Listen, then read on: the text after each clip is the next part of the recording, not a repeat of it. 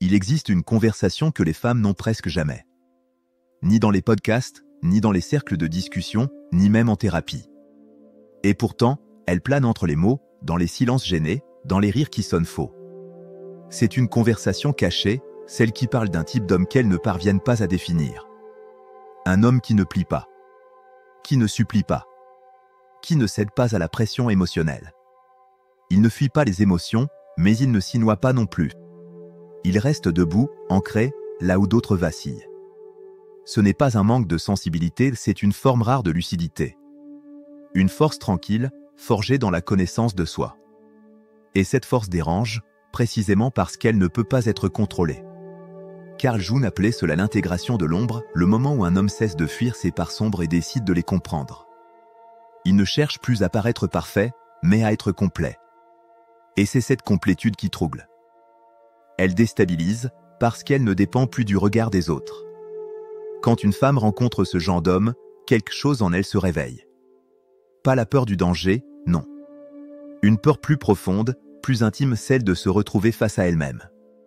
Son calme dévoile son agitation. Son détachement révèle sa dépendance. Sa liberté met en lumière tout ce qu'elle n'a jamais osé affronter. Jung disait, ce que nous craignons chez autrui est souvent ce que nous avons refoulé en nous-mêmes. Et c'est exactement ce qui se produit ici. Lorsqu'une femme croise un homme en paix avec son chaos, elle se retrouve face au sien. Ce n'est plus une relation, c'est un miroir. Un miroir qu'elle voudrait parfois briser, simplement pour ne plus voir. Cet homme ne joue pas à être fort, il est fort. Pas parce qu'il domine, mais parce qu'il se maîtrise. Il ne cherche pas à convaincre. Il ne cherche pas à séduire. Il avance, avec la clarté de celui qui n'a plus besoin d'être validé. Et c'est cette indépendance émotionnelle qui le rend à la fois fascinant et dangereux.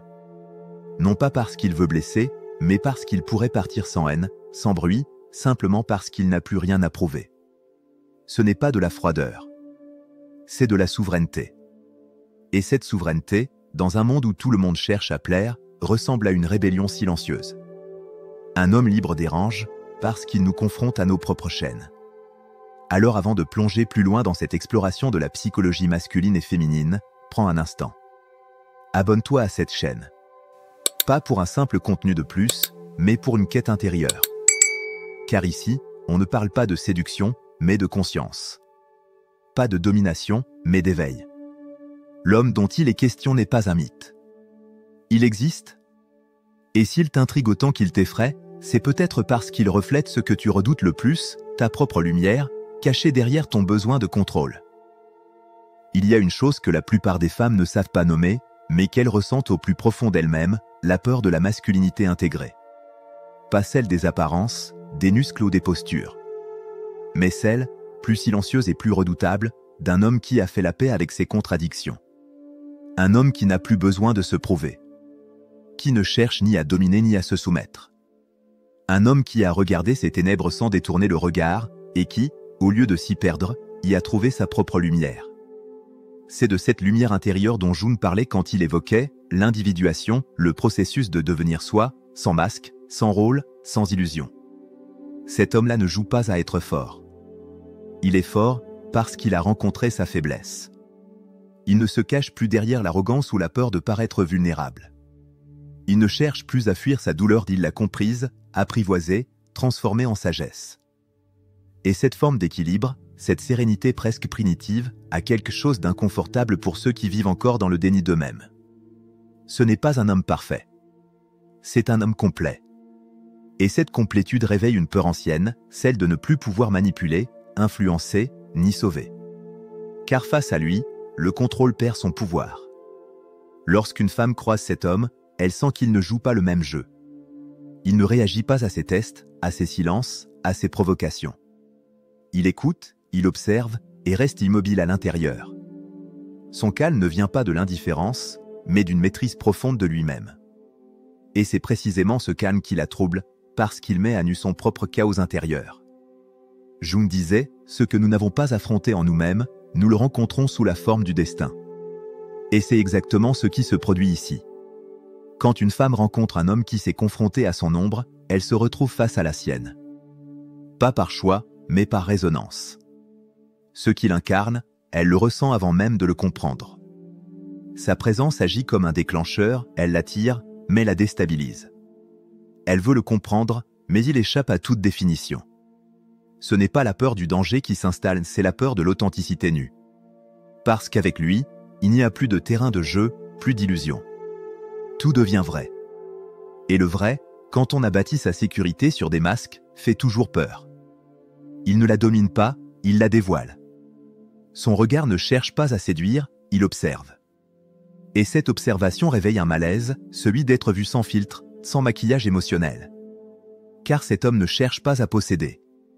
Il cherche à comprendre. Et comprendre quelqu'un, c'est déjà le désarmer. C'est là le paradoxe, ce qu'elle désire chez lui, sa force tranquille, son détachement, sa lucidité est aussi ce qui la perturbe. Elle veut s'en approcher, mais chaque pas vers lui semble un pas vers elle-même. Et c'est ce qu'elle redoute le plus. La peur de la masculinité intégrée n'est pas une peur de l'homme, mais une peur de ce qu'il reflète. Car il est le miroir de sa propre intégration manquée. Il révèle, sans un mot, tout ce qu'elle a refoulé, ses désirs non exprimés, sa puissance non assumée, sa féminité construite sur la survie plutôt que sur la vérité. Et soudain, elle comprend, ce n'est pas lui qui est menaçant, c'est l'éveil qu'il provoque. Il y a des hommes qui séduisent par la parole, d'autres par la prestance, et puis il y a ceux dont la simple présence suffit à imposer le respect. Pas parce qu'ils parlent fort ou qu'ils se mettent en avant, mais parce qu'ils n'ont rien à prouver. C'est ce calme-là, rare, presque déroutant, qui fait toute la différence. Cet homme ne cherche pas à plaire. Il ne performe pas sa virilité, il l'incarne. Il ne joue pas avec les émotions, il les comprend. Il ne fuit pas les tempêtes, il les traverse. Et quand il parle, on n'écoute pas pour ce qu'il dit, mais pour ce qu'il émane. Son calme est son arme. Mais ce n'est pas une façade. Ce n'est pas le calme vide de celui qui refoule tout, ni celui du manipulateur qui attend son heure. C'est un calme plein, nourri d'expérience, de discipline et de lucidité. Un silence habité, où chaque mot devient intention, et chaque regard, une vérité. Face à lui, beaucoup de femmes perdent leur repère. Car il ne réagit pas selon le script attendu. Il ne s'énerve pas quand on le provoque, ne se justifie pas quand on le met en doute, ne s'effondre pas sous la pression émotionnelle. Et dans un monde où la réactivité est devenue la norme, ce sang-froid est perçu comme un mystère. Mais ce n'est pas du mystère, c'est de la maîtrise. Une maîtrise forgée à travers la confrontation avec soi-même. Là où la plupart cherchent à fuir leur inconfort, lui s'y assoit. Là où d'autres cherchent des distractions, il cherche la clarté. Il a appris à rester debout dans le silence, à écouter son propre chaos sans paniquer. Carl Jung disait « On ne devient pas éclairé en imaginant des figures de lumière, mais en rendant la noirceur consciente. » C'est exactement ce que cet homme a fait. Il a cessé de jouer au héros, il a choisi d'être réel. Il n'a plus peur de sa colère, ni de sa tristesse, ni de ses désirs. Il ne les fuit pas, il les comprend, les intègre, les transforme en force. C'est pour cela qu'il dégage quelque chose d'indéfinissable. Une gravité intérieure, une forme de stabilité qu'on ressent avant même de la comprendre.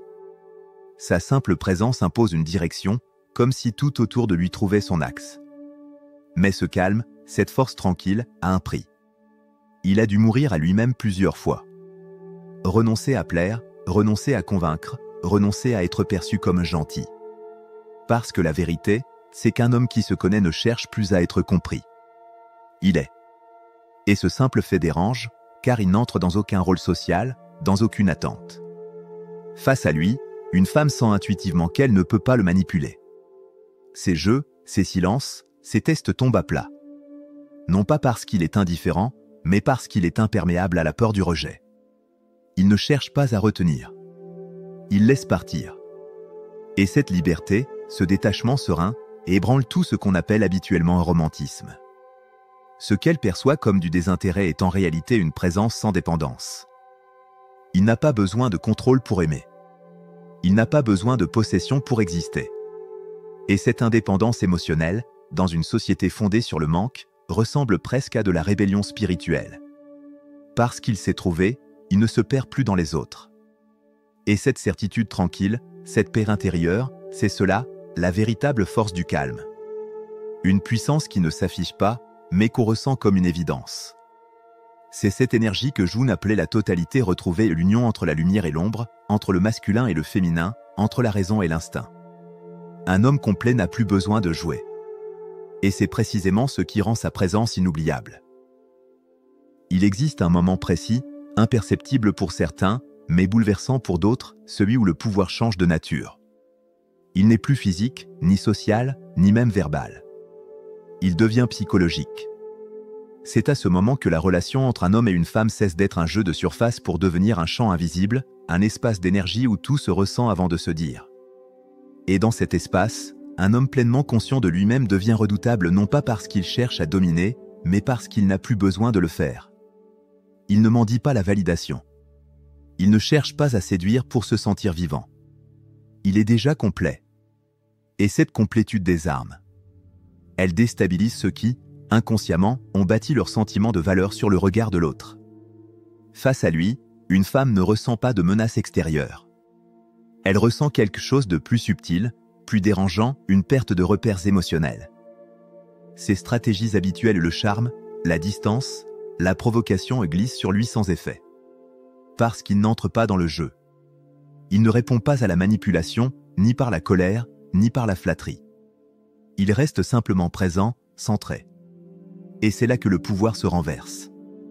Non pas parce qu'il la contrôle, mais parce qu'il ne se laisse pas contrôler. Ce refus silencieux de jouer devient une forme d'autorité naturelle.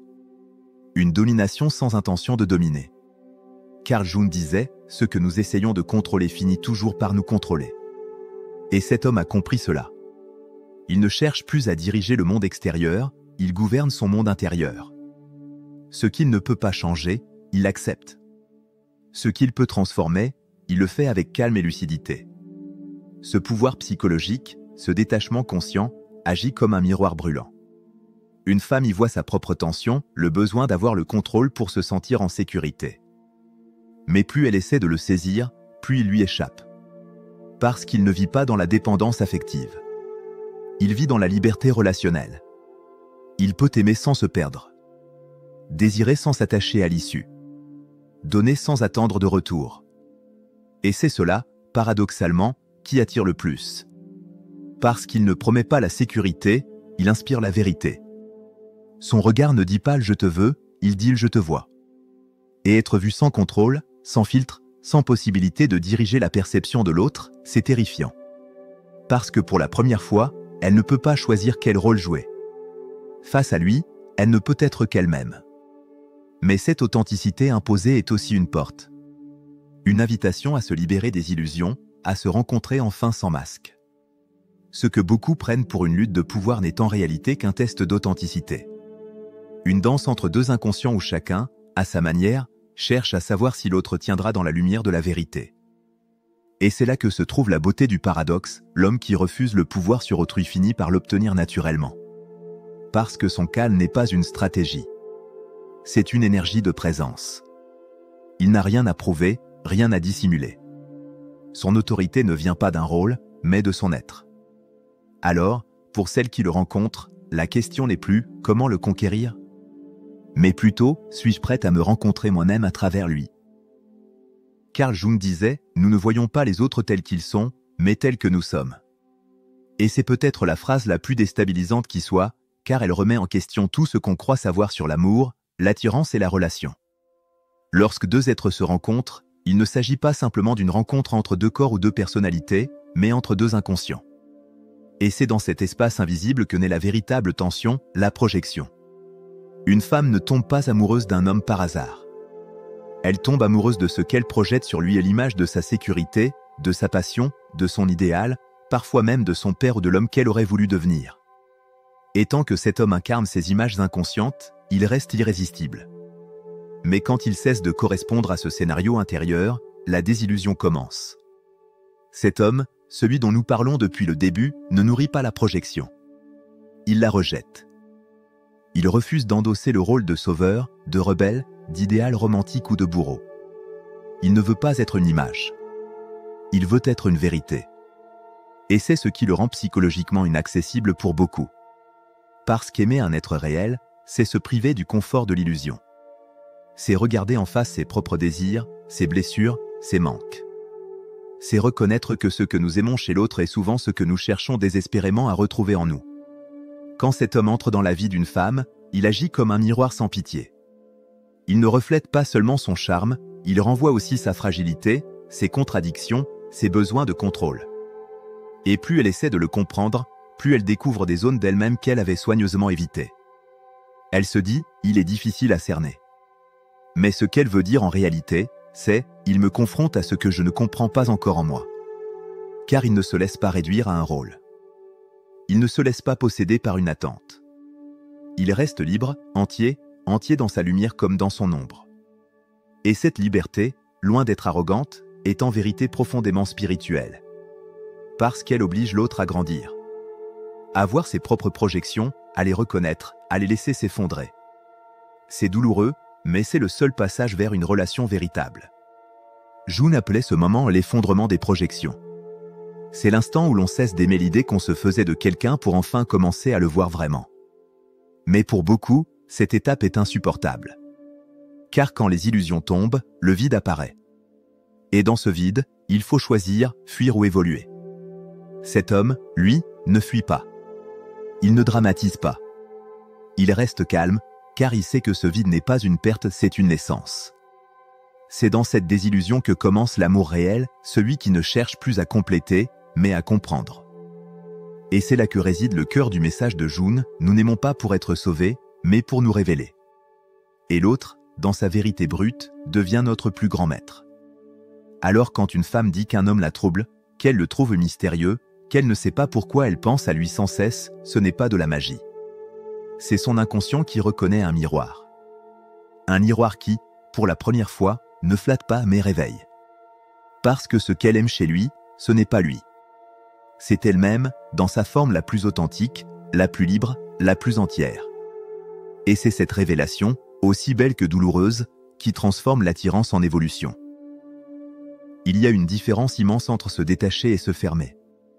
Beaucoup confondent les deux, croyant que celui qui ne dépend de personne est froid, distant, incapable d'aimer. Mais le vrai détachement n'est pas un mur. C'est une liberté intérieure. Et l'homme dont parle June en est la plus pure incarnation. Cet homme ne se protège pas derrière l'indifférence. Il ne fuit pas l'amour, il s'y engage pleinement. Mais il le fait sans s'y perdre. Il peut aimer profondément, sincèrement, passionnément tout en sachant partir avec calme si le respect s'effondre. Il ne dramatise pas, ne mendie pas. Il sait que la véritable loyauté ne naît pas du besoin, mais du choix. C'est là toute la différence, le détachement véritable ne consiste pas à ne rien ressentir, mais à ne pas être esclave de ce qu'on ressent. Et c'est cette nuance subtile qui fait toute la force de l'homme souverain. Il peut dire « je t'aime » sans y cacher que j'ai besoin de toi. Il peut être présent sans vouloir posséder. Parce que son centre ne se trouve pas à l'extérieur. Son équilibre vient de lui, de ce qu'il a affronté, de ce qu'il a intégré. C'est ce calme intérieur qui intrigue et perturbe. Car face à lui, beaucoup sentent intuitivement qu'ils ne pourront jamais le tenir. Il n'est pas contrôlable, pas parce qu'il est rebelle, mais parce qu'il s'appartient. Et dans un monde fondé sur la dépendance émotionnelle, une telle autonomie semble presque surnaturelle.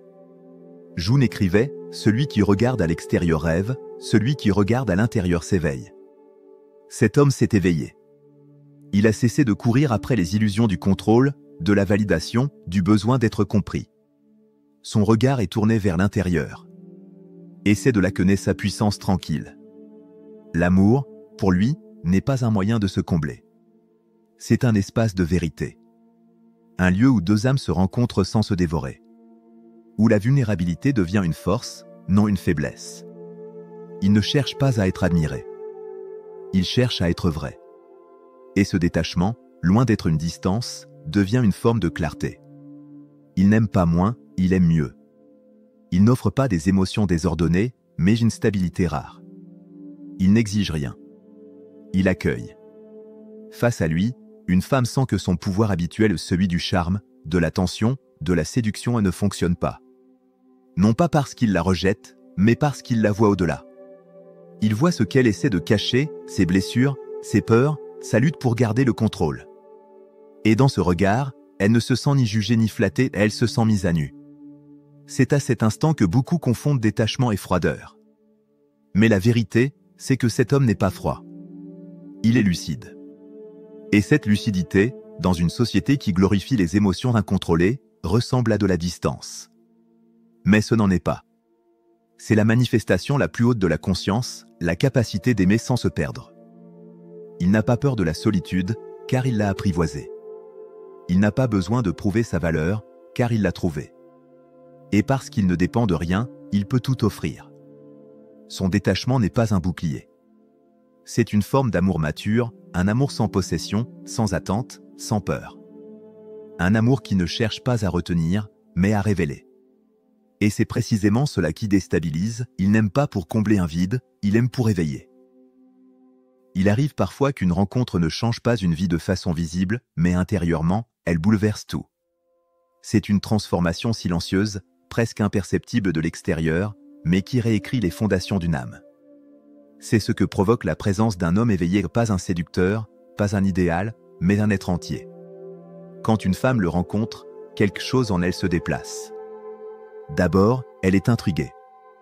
Elle se dit qu'il est différent, difficile à cerner, peut-être même insensible. Mais au fond, ce qu'elle ressent n'est pas du désintérêt, c'est du déséquilibre. Car pour la première fois, elle fait face à un homme qu'elle ne peut pas lire, ni anticiper, ni modeler. Cet homme ne rentre dans aucun cadre. Il ne répond pas aux jeux émotionnels. Il ne cherche pas à sauver, ni à être sauvé. Il est simplement là, solide, immobile, comme un rocher au milieu du tumulte. Et cette stabilité éveille en elle tout ce qu'elle a enfoui, ses désirs, ses insécurités, son besoin de contrôle. Elle tente de le comprendre, d'entrer dans son monde, de tester ses limites. Mais il reste calme, indifférent à la tempête. Non pas par orgueil, mais parce qu'il sait que la vérité n'a pas besoin de prouver sa force. Alors, petit à petit, elle cesse de vouloir le changer. Et c'est là que le processus commence, la transformation. Jung disait, la rencontre de deux personnalités est comme le contact de deux substances chimiques, s'il y a réaction, les deux sont transformés. C'est exactement ce qui se produit ici. Elle croyait rencontrer un homme. Elle rencontre un miroir.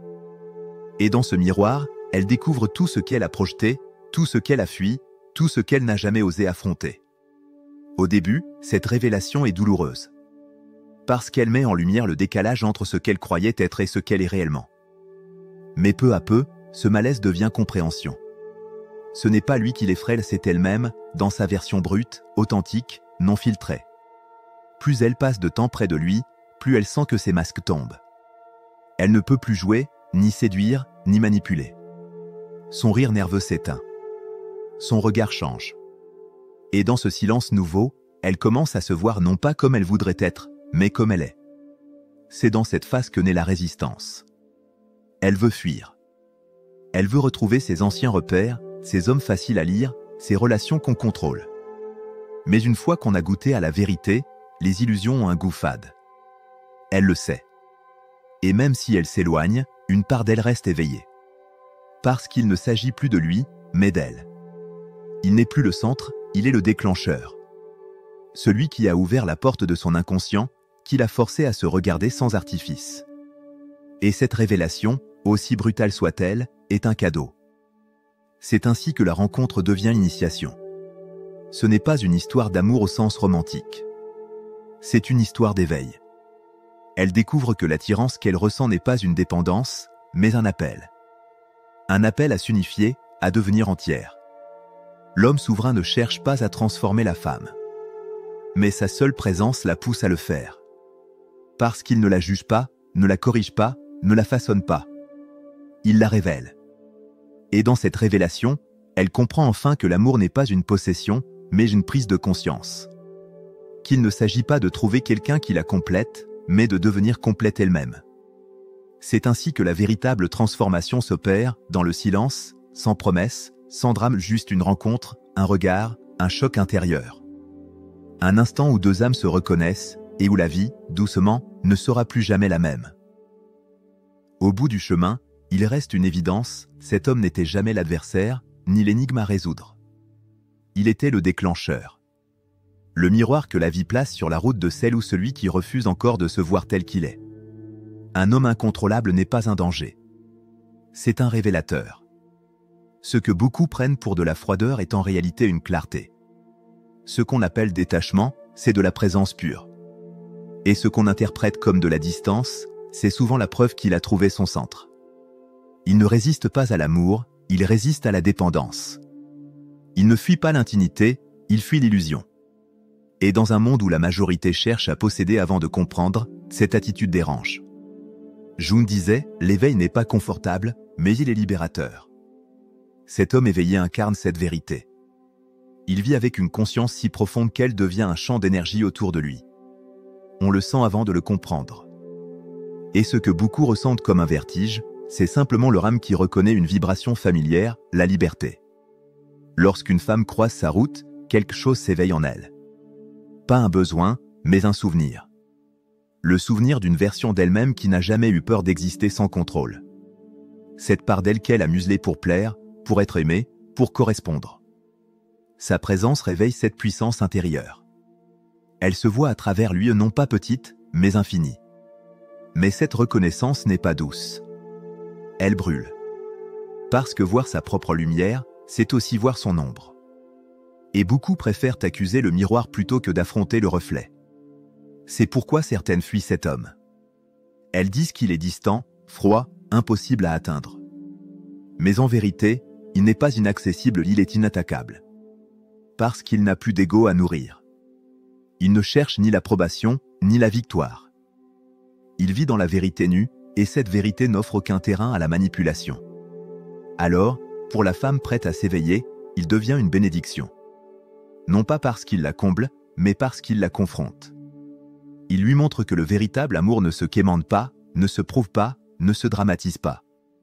Il se vit dans la présence, dans la lucidité, dans le respect.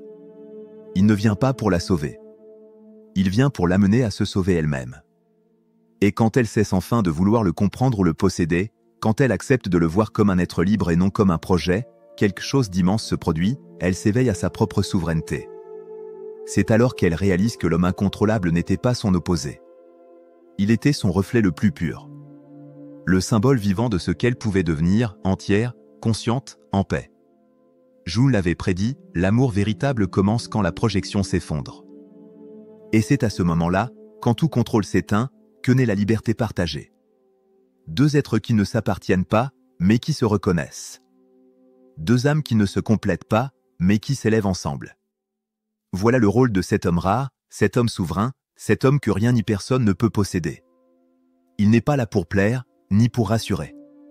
Il est là pour éveiller. Et si tu es arrivé jusqu'ici, c'est sans doute parce que ce message t'a parlé, quelque part entre ton cœur et ton inconscient. Alors si tu veux continuer à explorer ce territoire intérieur, celui des émotions vraies, des relations conscientes et de la force tranquille, abonne-toi. Ici, on ne cherche pas à séduire. On cherche à comprendre. Parce que la connaissance de soi est la plus belle forme de pouvoir et que le véritable amour, au fond, n'a jamais été une question de possession, mais d'évolution.